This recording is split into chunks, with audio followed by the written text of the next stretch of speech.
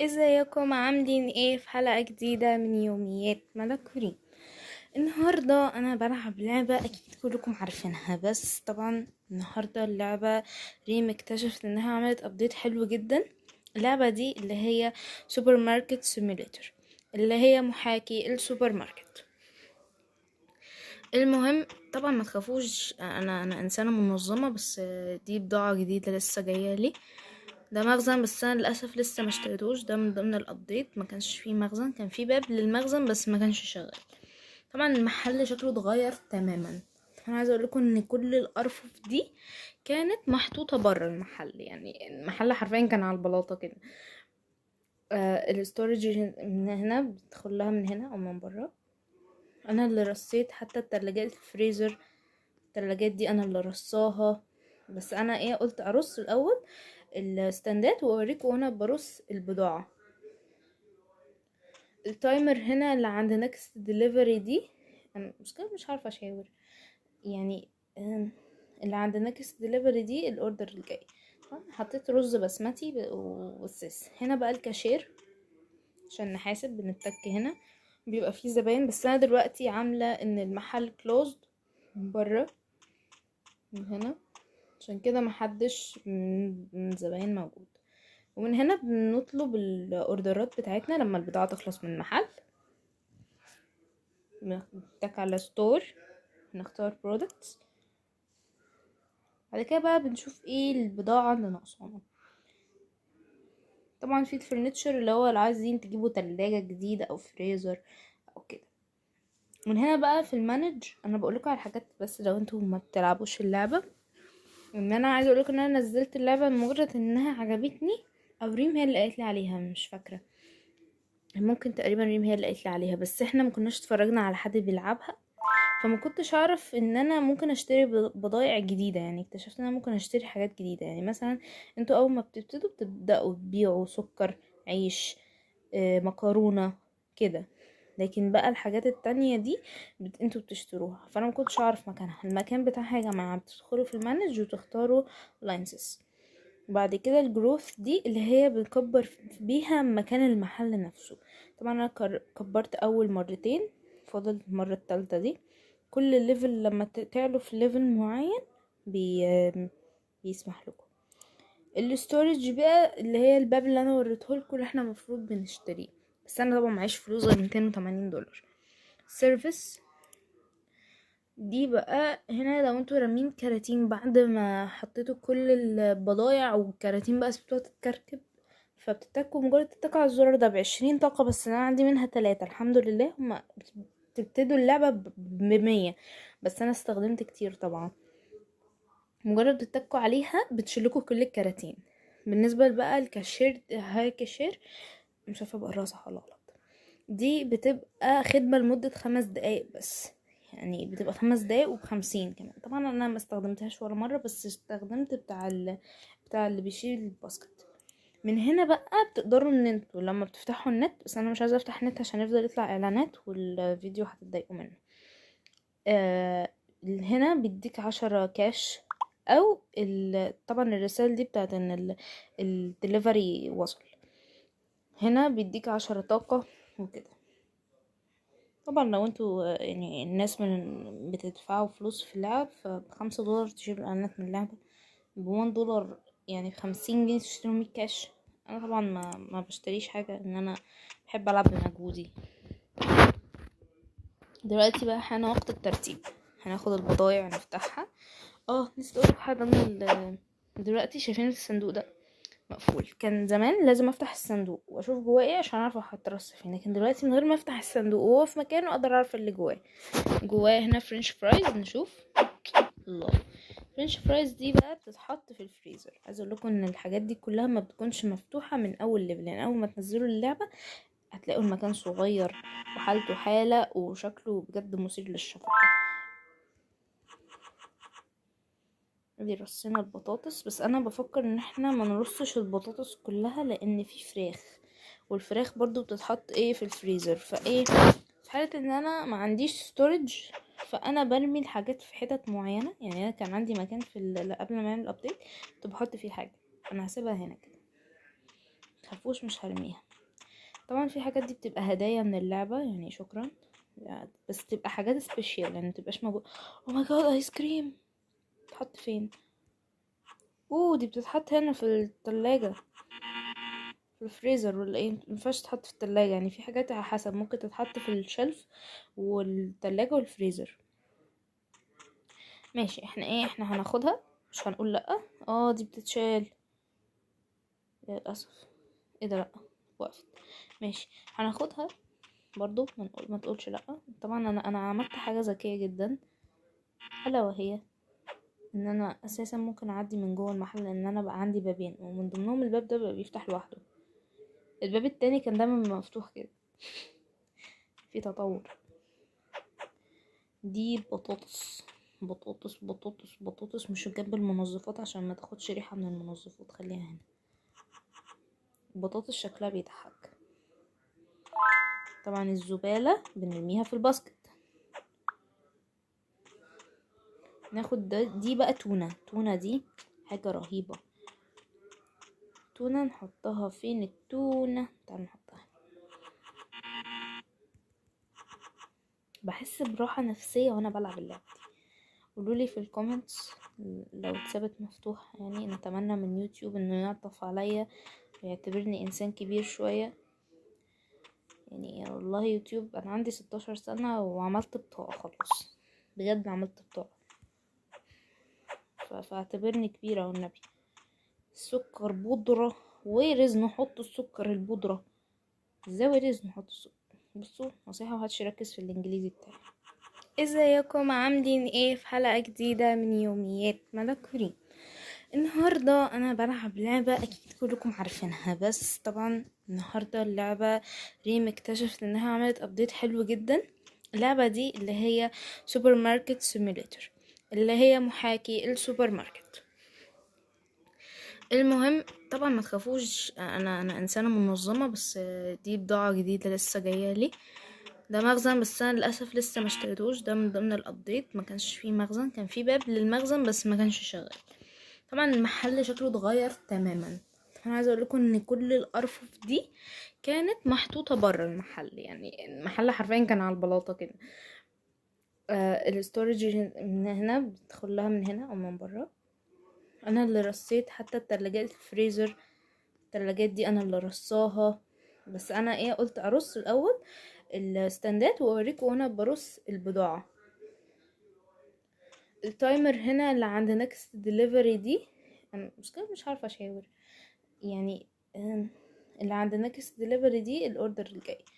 حطيت رز بسمتي والسيس. هنا بقى الكاشير عشان نحاسب، بنتك هنا بيبقى فيه زباين، بس انا دلوقتي عامله ان المحل كلوزد من بره من هنا، عشان كده محدش من الزباين موجود.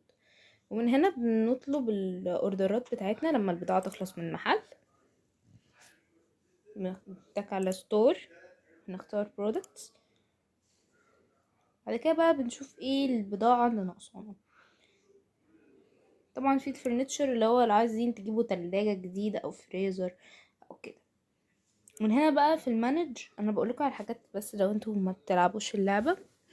ان انا عايزه اقولكوا ان انا نزلت اللعبة لمجرد انها عجبتني، او ريم هي اللي قالت لي عليها، مش فاكره، ممكن تقريبا ريم هي اللي قالت لي عليها، بس احنا ما كناش اتفرجنا على حد بيلعبها، فما كنتش اعرف ان انا ممكن اشتري بضائع جديده. يعني اكتشفت ان انا ممكن اشتري حاجات جديده، يعني مثلا انتوا اول ما بتبداوا تبيعوا سكر، عيش، مكرونه كده، لكن بقى الحاجات التانية دي انتوا بتشتروها. فانا ما كنتش اعرف مكانها. المكان بتاعها يا جماعه بتدخلوا في المانج وتختاروا لاينسز.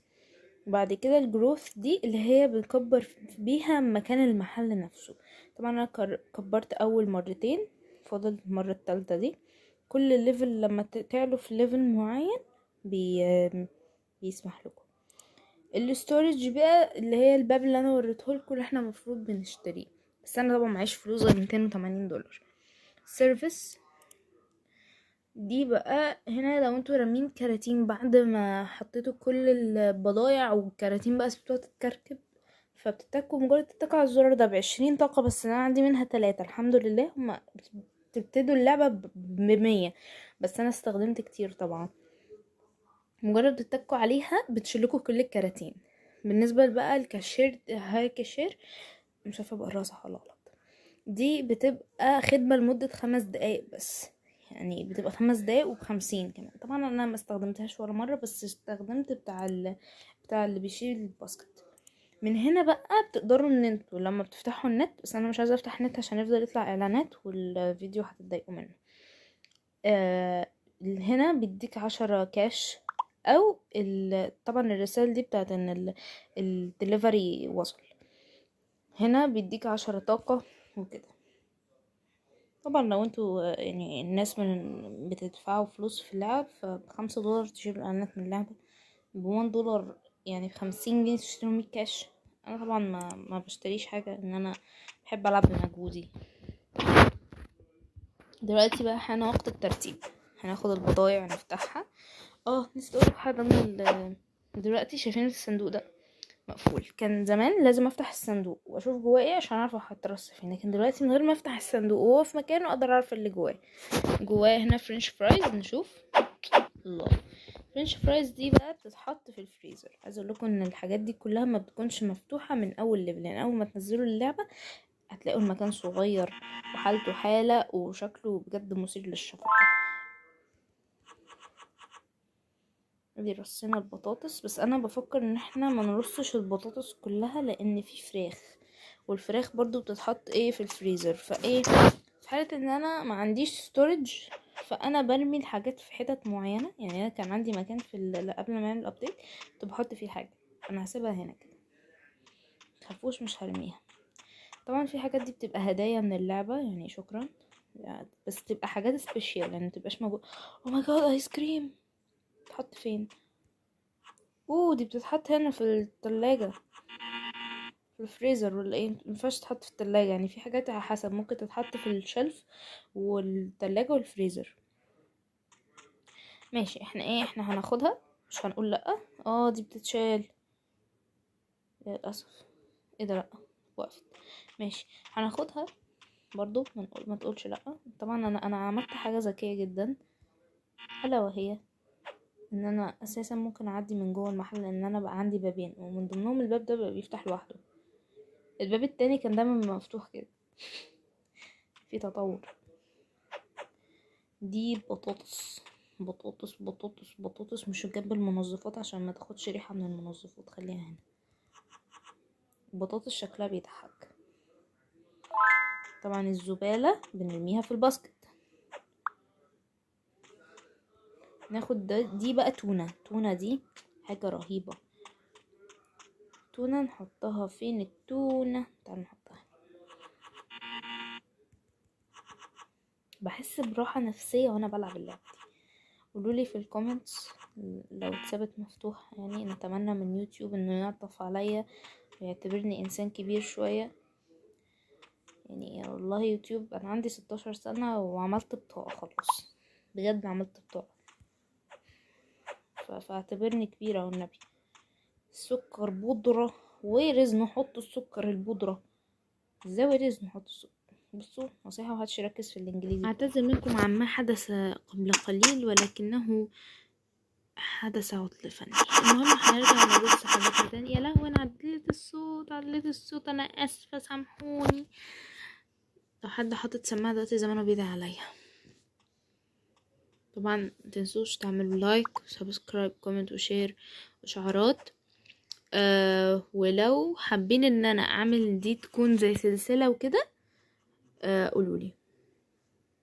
طبعا انا مش عارفة، انا عايزة اقولكم انا مدمنة اللعبة دي جدا. طبعا اعذروني لو الصوت مرة واحدة بيعمل خروشة، لان انا بحب امسك الموبايل بالعرض. تمام، ولما امسك الموبايل بالعرض بيجي على المايك، فانا هحاول ابعد ايديا شوية. يلا نحط البيضة. اختي خلاص عرفت يا عمو، خلاص.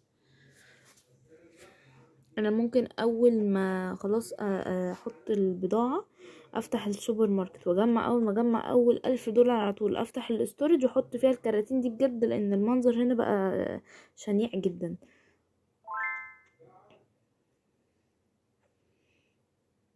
لا لا لا لا. طبعا اللعبة عايزة اقول لكم ان هي مهنجة، يعني المفروض الحاجات دي تتاخد بفيديوهات، بس انا ما شغلتش الفيديو في نفس الوقت، انا قافله النت اصلا، انا اصلا ما عنديش شبكه يعني الحمد لله. بصوا نفتح السوسو. سوسو عايزه اقول لكم ان سوسو ده عباره عن سكر بودرة. مش مهم، مش هنركز في الاسماء. بعد كده نحط كده هوبا، اديله يديله ادي جبنه. دي جبنه، بس جبنه بنت ناس زياده عن اللزوم يعني.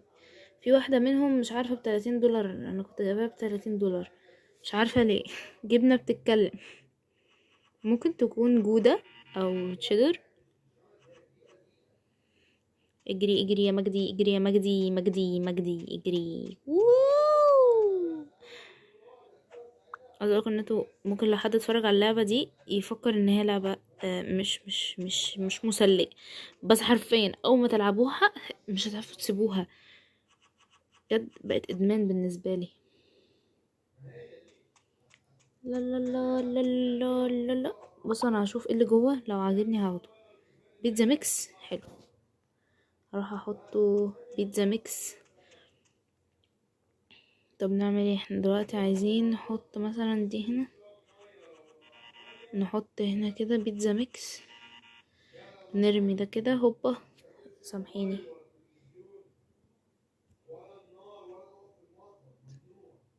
حط حط حط.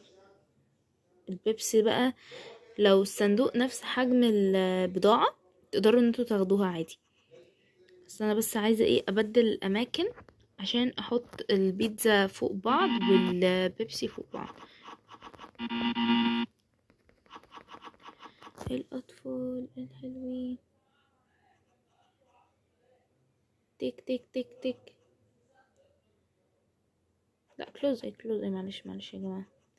عايزه اقول لكم لو انتوا لسه شارين بضاعه جديده وحاطينها، خدوا بالكم لازم تغيروا التسعيره بتاعتها، لان انا قبل كده اكتشفت ان انا ببيع البضاعه بنفس السعر اللي انا شاريها بيه.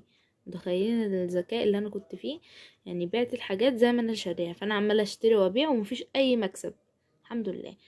بس طبعا عرفت ورحت غيرت الاسعار، وما تعملوش السعر غالي قوي علشان الناس الصراحه ذكيه جدا في اللعبه دي ومش بيشتروا، وهتلاقيهم بيكتبوا very expensive ومش عارفه ايه وبيمشوا ويطلعوا بره المحل. فاحنا طبعا يعني احنا فاتحين يعني الناس دي هي اللي مخلينا عارفين نفتح المحل ونشغلين. انا باخد اي حاجه انا مش شارياها، يعني اي حاجه جديده بتحط في الفريزر. طب انا الفريزر عندي مليان في ايس كريم وبطاطس، هنعمل ايه هنعمل ايه هنعمل ايه هنعمل ايه؟ هنحطه هنا برضه. يعني انا مش فاهمه، انا بضحك على اللعبه ضحك شنيع كده. بصوا هعمل بوز دلوقتي، هحاول ارص كل الكركبه دي، ولا عايزين تشوفوني انا برص؟ مش عارف. دي تواليت بيبر نوع تاني، يعني مش عارفه دي نوع رديء ولا ايه، لان دي ب17.5 دولار ودي ب15.41 سنت. اكيد الموف دي نوع رديء.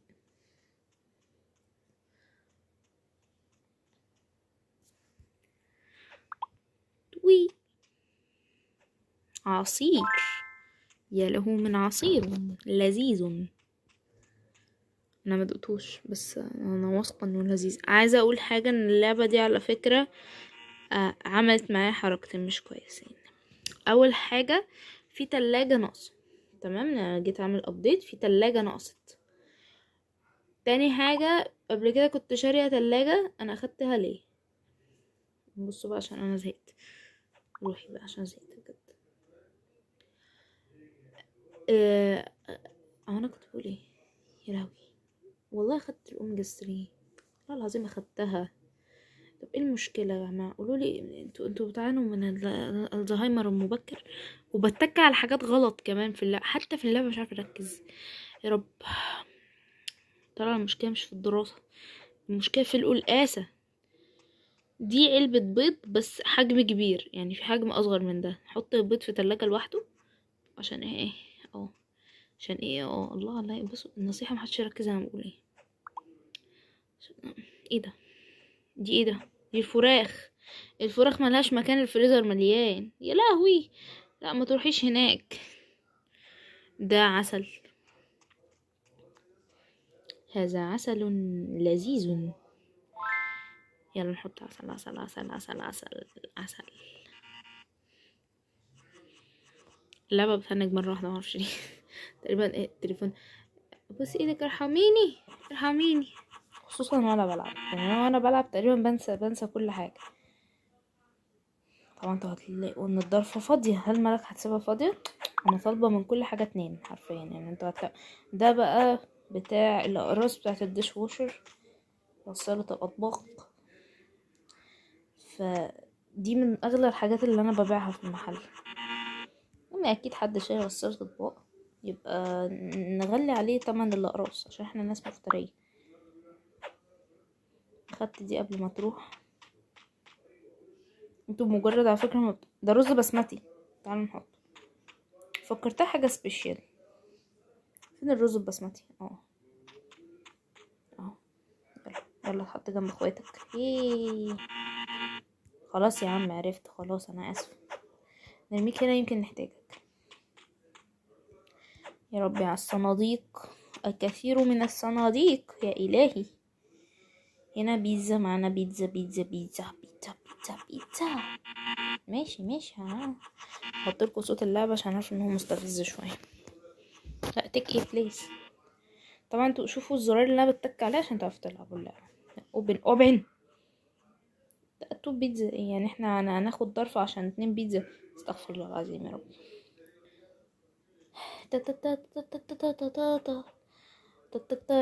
في اللعبة زمان بقى، ايام ما كنت برمي الحاجات كده بعشوائية، كنت بضطر ان انا اسيب الصندوق مفتوح عشان ابقى فاكرة ايه اللي جواه. طبعا انا عملت حاجة لو تاخدوا بالكم، فتح الله وكارفور، بس يعني كارفور مقاطعة. فايه، فتح الله دايما هتلاحظوا ان دايما الحلويات والحاجات دي بتلاقوها في الرف اللي جنب الكاشير. ودايما جنب الكاشير هتلاقوا فيه برينجلز وكادبري وجالاكسي والحاجات دي كلها قدام الكاشير. فانا هعمل نفس الهاك اللي بيعملوها، وهي فعلا ناجحه جدا. ان انا واحده من الناس فعلا اول ما اوصل الكاشير، رغم ان احنا مالين العربيه على اخرها، ببص نظره كده للشوكولاته وبحسها بتقولي كليني، والصراحه بضعف وبجيبها. يعني ما عادي يعني، اكيد كلنا بنضعف قدام الشوكولاته.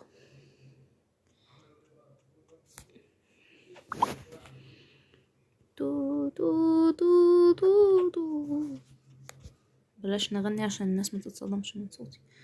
بلاش نغني. يلا بينا يلا بينا. هي باستا. نطلع من الباب ده. بنوع، اصل انا كانش عندي غير باب واحد يعني الحمد لله. هنا في ايه؟ لو حاجه مش عجباني مش هاخدها. يا ريتني ما خدتها. المشكله ان انا لو رميتها هيبقى حرام عليا. ليه؟ لان دي نعمه ربنا، وحرام ان احنا نرمي نعمه ربنا. فانا هكتفي ان انا احطها كده بس، لان اصلا ده مش عارفه بكام، ب$30 تقريبا. خلاص اتملى يا ولاد. احنا لازم نشتري الاستورج بسرعه، لان انا بجد الشارع كله هيتملى كراتين. خلاص انا مش هاخد من الحاجات اللي بالفري دي، واني احط الحاجات اللي انا شاريها بفلوس دي الاول، وبعدين نبقى نشوف هنعمل ايه. الاطفال الحلوين. استنوا ريم جايه. اتفضلي يا ريم، ادخلي. تا تا تا تا تا تا تا تا تا. للصحة والقوة اسألوا الطبيب. ثانية، انا بقول اشربوا الحليب وده اصلا بيبسي. الله عليا. اتفضلي يا ريم.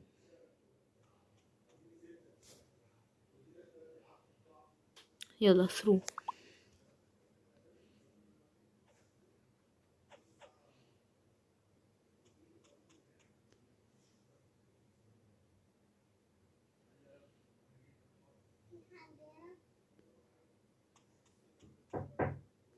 يا ريم ادخلي.